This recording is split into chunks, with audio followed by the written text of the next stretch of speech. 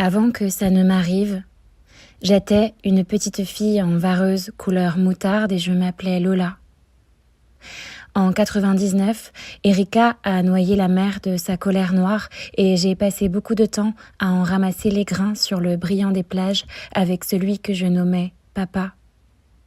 Un jour, parce que la nuit et la pluie étaient tombées d'un coup, d'un seul, sur nos dos chercheurs d'oiseaux, j'ai dû abandonner une toute petite mouette mazoutée sur son lit de goémon.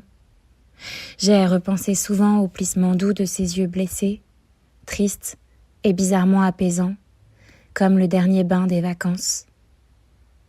Quelques semaines après la disparition de celui que je nommais Papa, et alors que je n'avais pas encore versé une larme, je suis retournée sur la plage à l'endroit exact, légèrement à gauche du grand blocos, où j'avais vu pour la dernière fois la mouette goudronnée. En relevant la tête, et à mesure que mon corps s'enfonçait dans le sable, j'ai cru lire en lettres jaunes taguées sur le mur de béton. La petite fille mourut de n'avoir pas craché son eau salée. Le ciel et la plage, soudain, n'ont plus de forme ni de limite. Je ne sais pas si je me suis transformée ou si c'est le monde autour qui a cessé de tourner.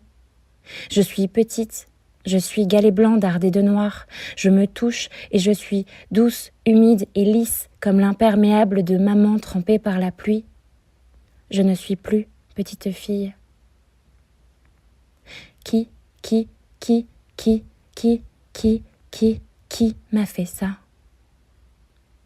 Le temps passe. Les marées hautes et basses s'écoulent à la place des jours. Je ne me repère plus grâce au soleil, mais grâce au bruit de la houle. Ce corps, je le fais mien, enfin. Il est double. Fragile et léger en son centre. Mes viscères ne pèsent pas lourd. Il me fait disparaître dans les nuages et le bruit des orages. Crocheté en ses extrémités. Au sud, des pattes cuirassées nuances dorées de churros.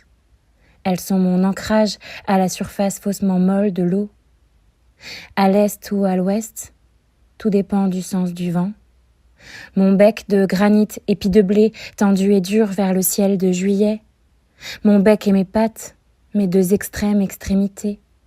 Grâce à elles, je peux hurler, fracasser, tenir debout, pencher, nicher sur un étrange rocher ou sur la plus banale des cheminées salées.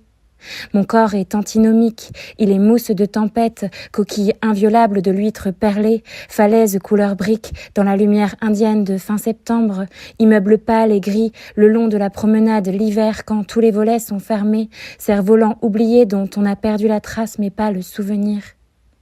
Mon corps est un galet au cœur mou où vit ma langue de muette.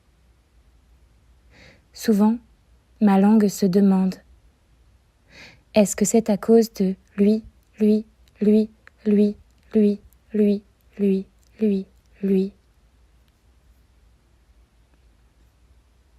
La première fois que j'ai senti ma langue de muette, elle a fait vibrer le sable lorsque j'y ai posé ma bouche.